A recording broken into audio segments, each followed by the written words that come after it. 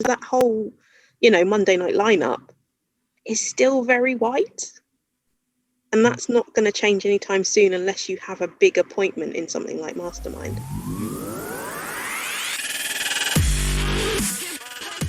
Hi, I'm Shanine. Hi, I'm Paddy. And I'm Gareth, and this is Quiz Chat. And the big issue of the moment is that John Humphrys is stepping down as host of Mastermind. And so we're going to need a new host. So today we are going to be discussing who that new host should be. But first, I thought we'd perhaps better build a person specification, as you would with any other job. What are the qualities and what's the experience we're looking for? Paddy, put you on the spot. What are we looking for in the next host? So I've had a little bit of experience in this in terms of just sort of working in television. I mean, nothing sort of major, but in terms of chipping in for things that you would want for a host for, say, a new series or something like that. So I always think it's very useful to start from the start. And I think somebody who is able to read questions clearly is you have to start there. I mean, I'm genuinely not being facetious when I say that, but somebody that can read what is in front of them properly, and also somebody that enjoys the format. And it just feels like it needs somebody that just real back to basics. It doesn't need a big name, and it doesn't need anything sort of special in the lines of bells or whistles. It just needs somebody that can appreciate the history of the show, somebody that is glad to be there, and somebody that can read short questions in a good and engaging manner, and everything will emanate from that fantastic wellspring. Excellent. Shanine, what have you got to add to the list? I would like to see maybe a presenter from Belfast, or at least someone who doesn't have that kind of standard journalistic approach. Belfast, maybe Donegal, Paddy? I can neither confirm nor deny such suggestions. And with respect to John Humphrys, the sort of skills that you need to prepare for an interview on the Today program is not the same as Mastermind. And the thing that I got from his article is that he sort of seemed to think, well, preparing for an interview with the Foreign Secretary, at 8:10 in the morning, that's real work. Whereas the thing that he did in Salford was just a bit of fun and didn't require too much effort or didn't require too much expertise or whatever. And I think that sort of rather misses the point. And it's sort of sad that a man has been in a position that he has been for, nearly 2 decades and has never got that point, is that just because it's an entertainment show, just because it falls under the aegis of BBC Entertainment, or it's meant to entertain people, doesn't necessarily mean that it shouldn't be taken seriously as an exploit. Having been on the show, the one thing I really would want is somebody who realizes the show is about the contenders, not about the host. The host is there to facilitate, and ideally, like a good referee in a sports match, you barely notice them. Mm-hmm. So as you said, they read the questions well. When they're meant to be quick, because they're against the clock, you read quickly and clearly, etc.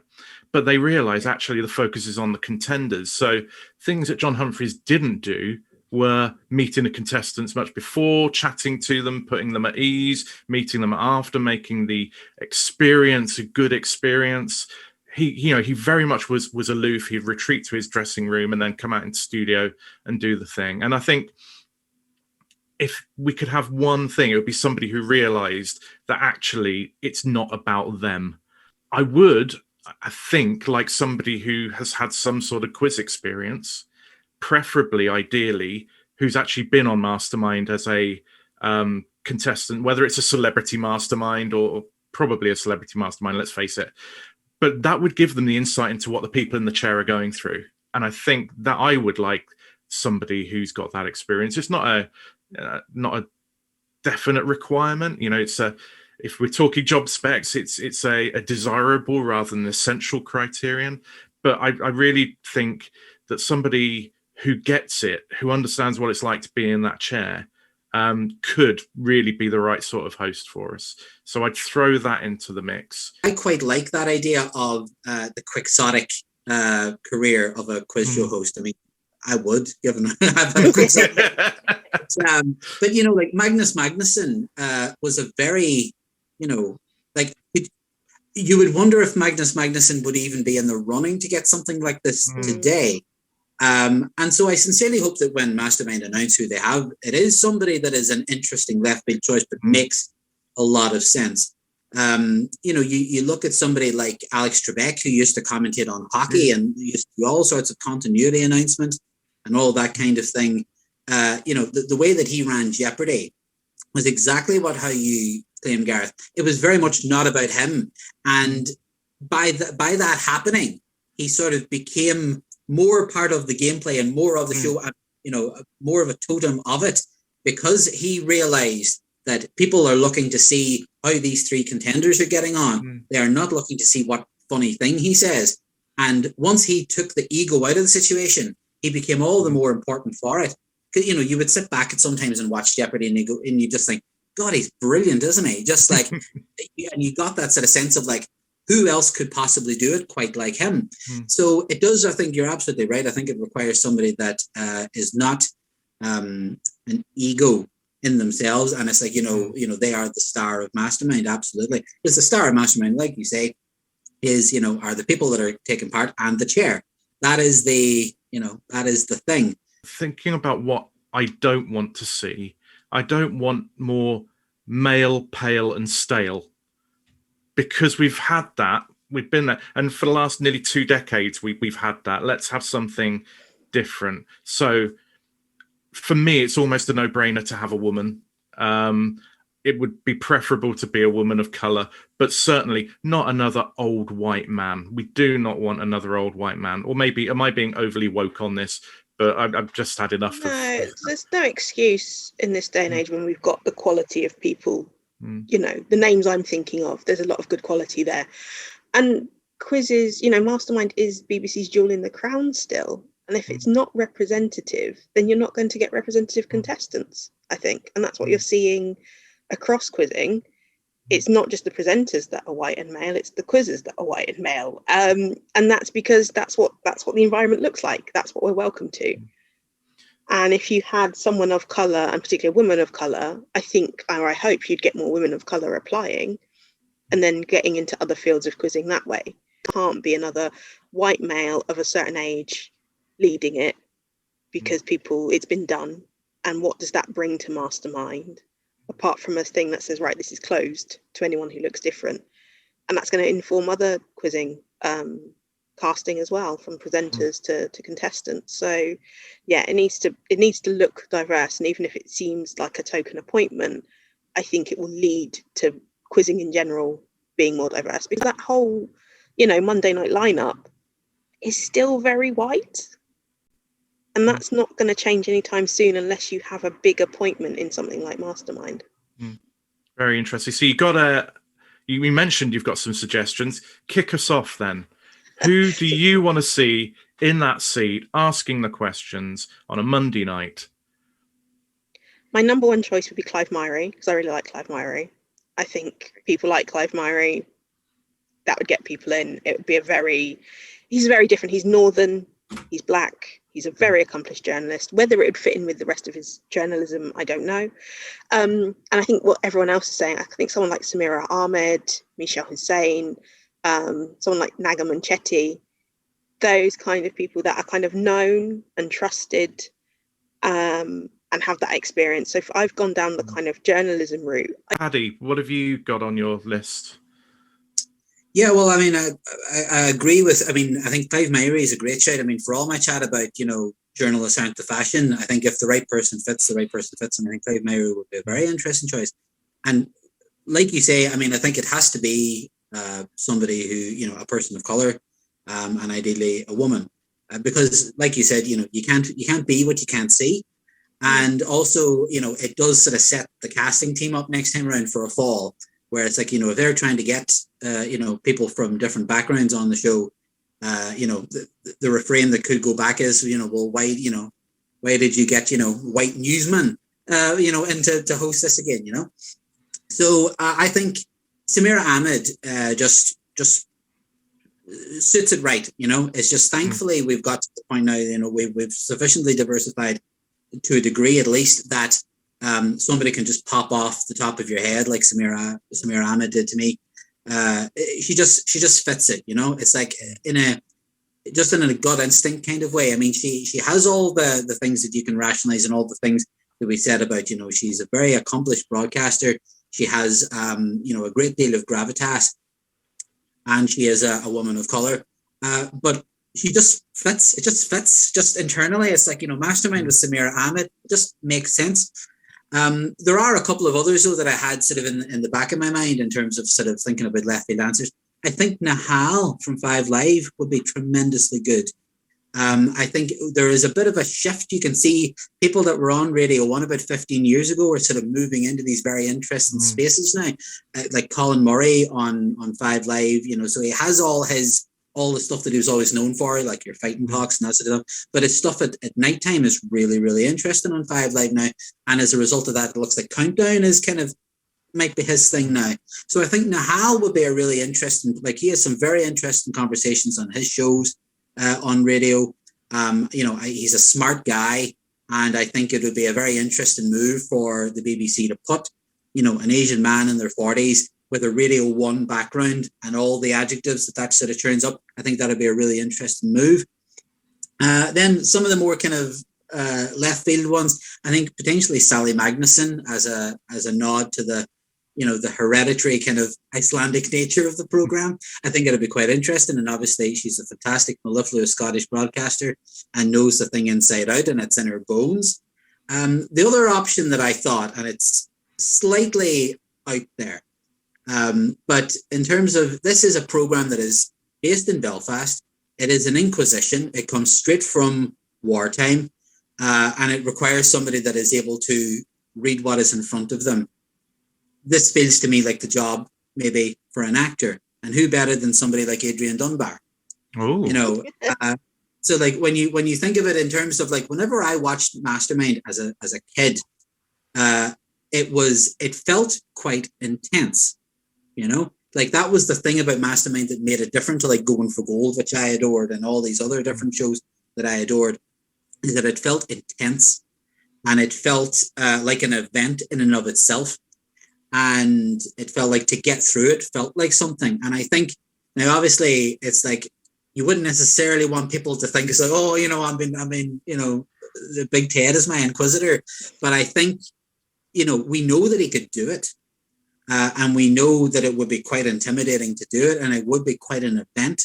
And we know as an actor he'd be able to pull that off incredibly well, and he would also disappear into the background of that, because Adrian Dunbar is, you know, as is the man reading it.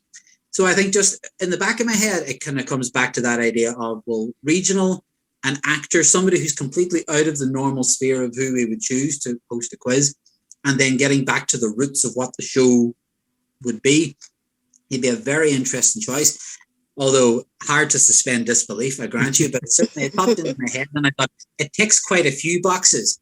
But yeah, I mean, when it's coming right down to it, if, you know, I'm sure they've chosen already. But my vote would be firmly for Samira. And if Samira didn't want to do it, then I would be saying, let's think about Nahal. Well, I think Nahal's a really interesting suggestion, because he has matured, might be the word I would use, from being really quite lightweight when he first came onto radio to actually being now more light touch, but with heavy subjects. I think he's really come on. Samira Ahmed has been somebody I've you know, tipped for the role for a good few years now. I think is just perfect. She's likable, she's intelligent, she's been in the chair, she knows what it's all about. Another person that comes to mind, which is perhaps my left field one, is Andy Osho, who I think could absolutely nail it. She is likable, intelligent, a woman of color. She's been on the show, and her specialist subject was John Humphrys. So what neater handover could there be than Humphrys asking questions about himself to her, and then her taking on the host mantle? But I think she could do it. I think I've seen her recently on things like there's a book review program, and she was on there. And actually, you know, this is a woman who became known for being a comedian, but she's now an author, podcaster. She's got a lot more under her belt. So I think she could be a realistic option if we want to go the regional Northern Irish. And now I'm making an assumption about where she's from. But Liz Bonin, who has done Bang Goes the Theory and Popular Science. She's certainly from the island of Ireland, but I'm not entirely sure where. She's from Dublin. But she would be very good because young, black, female, tick, tick, tick, but very safe pair of hands with technical terminology and, you know, hard subject matter. So she would be quite a good option for me. That's a really interesting one. And I think what Liz Bonin, and because you see, I remember Liz Bonin from when she was on RT, and all they'd ever give her on RT was fashion things, like back about 20 years ago. So I think it's interesting. I think whoever they choose, it has to be somebody that is, it takes away the idea of typecasting from the other side. It's that idea of like, I think whoever is choosing this, and not just for Mastermind, but for, you know, 15, 20, 30 years into the future of quizzing, is that breaking through the typecasting. So it's that idea of like that first thought of, oh, Andy Osho, the young comedian. And then you think, well, why wouldn't she be good? You know? So it's that idea of like, well, we can't have a comedian host Mastermind in and of its face. It's like, why wouldn't she be good?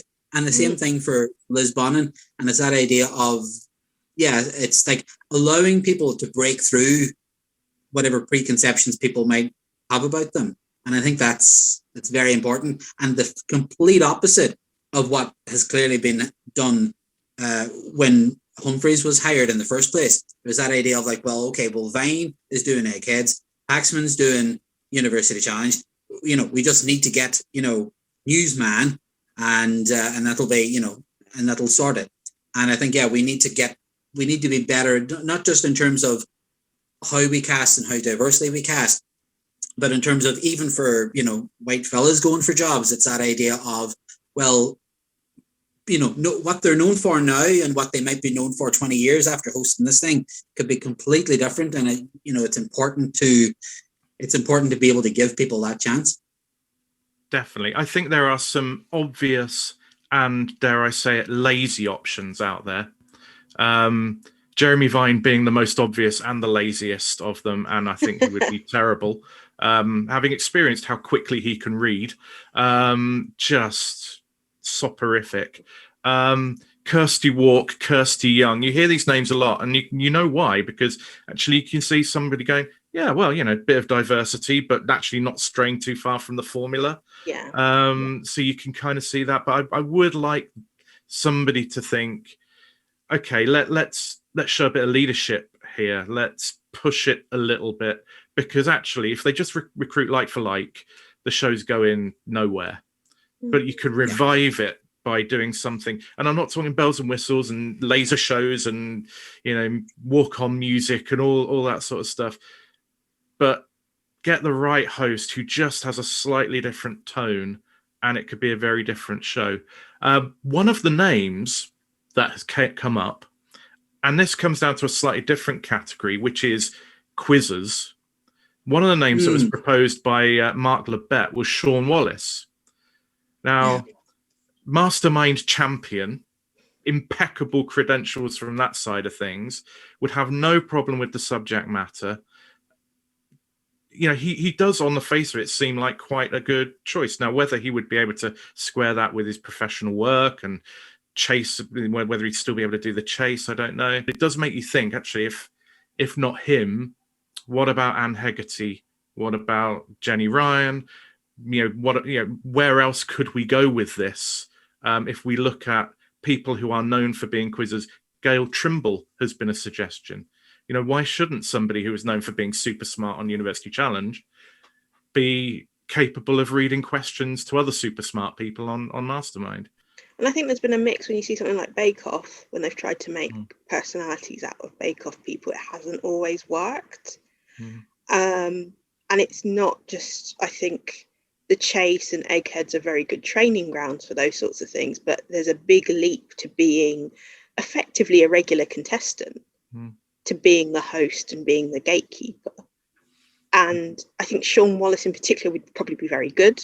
I think he's got the natural charm to get through it. But there's a lot of people that I think would struggle to make that leap. And how much preparation does a show like Mastermind or any show looking to make those people front and center have when you've got journalists that can sit in front of a room and keep people engaged in the news without that additional training? Okay, I'll just twist it a little bit further. Paul Sinha has experience of hosting now, albeit in a kind of light entertainment thing. He could be an option. And he's been on the show. He knows what it's about. But as I say, it is one thing stepping from being the contestant to being the host. But he is one of a number of people who potentially could do that. The quizzer thing is an interesting one, and obviously it's something in which I have a vested interest. So I mean, take my threepenny bit with a pinch of salt. But I suppose it is a bit like the old cliche about footballers becoming managers. They are adjacent skill sets, they're not necessarily the same thing. And yeah, but the ability to answer a question doesn't automatically mean that the ability to host a program or anything comes naturally inherent with that.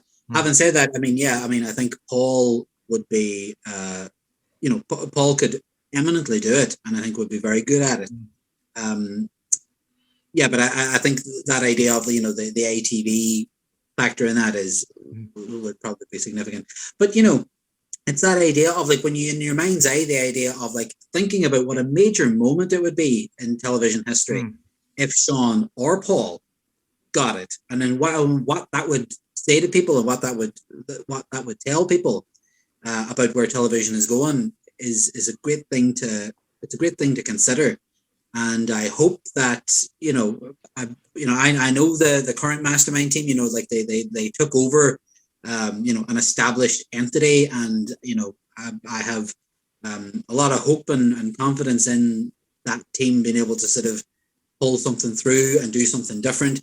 And they will be thinking outside that box, to use that old cliche. Interesting. Okay, so we know that John Humphrys has had quite a fair degree of sway over the show. And that has grown over time, and his influence on elements of the show, some critical elements such as the questions and the weighting of various rounds and things, has really reflected his views on the show. We have an opportunity with him going, and the production team has an opportunity to reshape the show. And I don't think anyone would suggest kind of radically changing it from its core principles, because then you just create another show instead. But how can the show get its mojo back? Shanine, you haven't watched it for a while. I won't know. For me, it's about highbrow and lowbrow. So the celebrity one, which I've probably watched more of than the civilian one, seems to embrace lowbrow a bit more. And I think if you have a nice mix and you say to kind of young people, actually, what you're probably going to grow up with, or what you have grown up with, is more on the lowbrow side, then that's perfectly acceptable. To me, it's about people showing off that they've not only learnt the specialist subject, but they've got really good general knowledge as well. Yeah, I'd agree. I think the specialist subject can be anything as long as it's legitimately kind of deep enough, it's got enough content. And as long as the questions can probe different areas, lowbrow is eminently suitable for that. And we saw that the other night with Friends, 200 plus odd episodes, not just incorporating plot lines, characters, etc., but the costume designer, all sorts of elements of production were thrown in there. That's a serious subject, and I would argue significantly broader and harder than the novels of Jane Austen, which nobody would bat an eyelid at, but actually there's very few of them, and it's pretty easy to kind of nail a subject like that. So I think it comes down to making sure that the questions are giving everybody the same degree of challenge, whatever your subject is. And then you're on a level playing field. And then it doesn't matter whether you're doing Sex and the City or you're doing an incredibly niche painter from the Baroque era. It really doesn't matter. You're still being tested to the same degree. You're still having to work hard and earn the right to get those points. And for me, that's where we need to get to. And to a degree, I think actually the show has moved more in that direction over time, but it's still something where actually it almost kind of has to plant that flag and say anything's fair game. Knowledge is knowledge, but we're going to make damn sure you know that knowledge. Paddy, what about you? Well, I think that's very true. You know, there's an Irish poet, Patrick Kavanagh. He wrote that Homer made the Iliad from a local row. And gods make their own importance. And I think it's important to get that sense that, so like what is considered lowbrow is not less worthy than something highbrow. So I completely go along with that. And I think, a lot of that is in how you couch lowbrow questions and in how you set them. And I think that fundamentally has to be the big thing. I mean, the obstacle is under the Humphreys era is that he thought that he was one of the greatest linguists of our time. I mean, like he genuinely thought that, and the questions were written to a degree that, they were written to reflect the fact that this is a man that thought that 12 paragraphs in 2 minutes was his job. Whereas 12 questions on a specialist subject is insane. It's an insanely small number to try and show off your knowledge, because the whole point is that you're meant to show off the width and length and breadth of your knowledge in quite a short period of time. So that would naturally follow that you have an awful lot of space and time to go off into those cracks of the edges. 12 questions is nothing. And if you get something that's weird and out there in a 12 question set, then that's really affecting. So there should definitely be more questions. And I think the varying degrees of arcana and legislature that was overlaid by John Humphrys in his writing style and his and his quest for perfectionism, let's put it like that, really I think needs to go in that. I think for me, and I don't know this for sure, but my sense is that he has a preference for people winning based on general knowledge rather than specialist subject. When I first did it, I got 18 questions asked to me in my specialist subject round. The next time I did it, I was asked 16 and I felt cheated because I'd done the same amount of work, but I'd had fewer questions. Now people are getting 12 and they still have to do the same amount of work. You can't think, I'm going to get a third less than people used to get, so I can do a third less work. No, you've got to still do the same amount of work. But I've always had the sense that he feels that, he doesn't want people to kind of be 6 points ahead after specialist subject, be lousy at general knowledge and still win. He'd rather it be lousy at specialist subject, but acing general knowledge and winning. So we're now at a point where you get 10 to 12 questions. And I think we need to have more specialist subject questions out of respect for the contestants who put the work in, and actually out of respect for the original concept of the format, that it's about both being able to nail a subject and having general knowledge. It's the two things. So I definitely like to see that return. It's just, for me, it's fundamental. And as a former contestant, you can spend 3 months, cramming, reading, practicing, quizzing yourself, being quizzed, all for that 2 minutes in the spotlight. And if that 2 minutes boils down to 12 questions, that's a pretty poor return on all of that work. So hopefully now there is the scope and the ability to make these sort of big changes at every sort of point, and hopefully just make the whole thing a much more enjoyable, much more fluid process. I do think it's quite a common thing that people might look at the subjects and think, don't know anything about that, or that. I won't bother, or I'll tune in at halfway and just deal with the general knowledge. And I think they've tried to address it by kind of having the questions tell a story, and you have extra verbiage explaining why something's important for the benefit of the viewers at home. But quite frankly, I don't think that has changed the fundamental challenge. If people look at a subject and think, I don't know who that is, they're not going to sit there thinking, but if I tune in, the questions have been crafted in such a way that I will learn loads as it goes through. So I think actually far better to just say, let's just make this a challenge of how well this person knows their subject. And we don't want to make it the questions completely banal or esoteric, but nonetheless, we don't need them to be quite so long. Because one of the criticisms on Twitter and when it's going on is, oh, the questions are so long. But they're only saying that about the specialist subjects, really. If you look at last week, people were getting asked 18 questions in their general knowledge.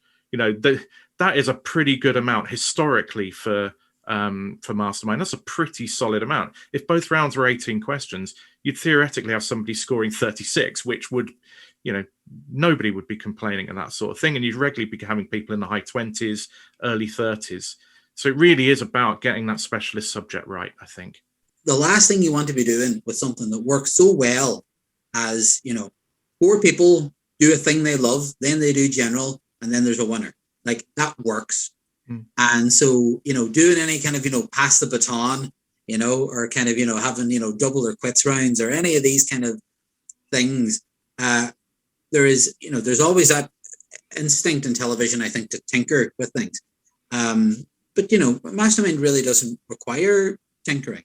It just needs to work as it should, as it always was meant to, and just allow the people that make the show to make it in the best way they can, and to allow the contestants to do their thing as well. So it's just, I think there's nothing wrong with Mastermind that a little bit of getting out of its way couldn't fix, to be quite honest. The other thing that I find remarkable is that, and kind of sad actually, is that, John Humphrys has been doing this now since 2003. So he's been doing this about half my life. And it is rather sad, but also quite telling that, people are not sad to see him go. And it is genuinely remarkable that somebody would hold a job for that long, and to not have any, to there be no lament at all, to there be no, it's an end of an era or anything else. You do, given how I've seen him discuss the program itself, you do wonder why he stayed in the thing for so long. And it's a remarkable state of affairs, I think, instead of from a media standpoint. And it's amazing. You said 18 years to be in this kind of entertainment role and people still don't like you. It's staggering. And I agree. I don't know why he clung on, and I don't know why anyone else let him clung on for so long as well, because it just didn't benefit. It sounds to me, didn't benefit the production, turned audiences like me off, and God knows who else. And how easy is it going to be to get people like those back simply because you've got a new face? And I think that's what Mastermind really need to look at, which is it's going to be a long road to getting that kind of, dare I say it, Magnus Magnusson type of, care and love for the show again. Because I think it's a great format, but I have no interest in watching it while Humphrys is in charge, and maybe a new person will change that. But I don't know. I mean, I think the reason why he's leaving now, if I read his valedictory statements correct, was it used to be something really easier, just rock up, ask the questions, go home. But now I have to go to Belfast, for God's sake. So it's like, I'm too old to be going to Belfast, and then it's like, if it was proper work, that's fine. But actually, I don't really need the money. I've got other things I want to do in my life. So now this is not the nice little retirement fund that it once was. I mean, I'm probably being very, very harsh on him, but I've sat in front of him 6 times, so I think I've earned the right to be a little bit harsh. But you're right. People aren't missing him. I actually had a relatively decent experience of him the first time I did it. He did come into the green room after and have a beer. And a couple of times there were questions that were queried when I was in the chair, and we just chatted away. So my experience of him is perhaps not as negative as some people's. However, I do think he has become a little bit of a malign influence on the show. And what is wrong with the show is largely down to him. So there will be no tears from me when He says goodbye at the end of the grand final. There'll probably be much more of a deep, guttural sigh of relief, as long as they've appointed someone decent to take over from him. Yeah. Well, So time will tell who or what we get next. Let's just hope that it's an improvement. And to quote Andrew Fraser, who couldn't be an improvement on John Humphrys, well, let's hope this isn't a case of be careful what you wish for. well, quite. Absolutely.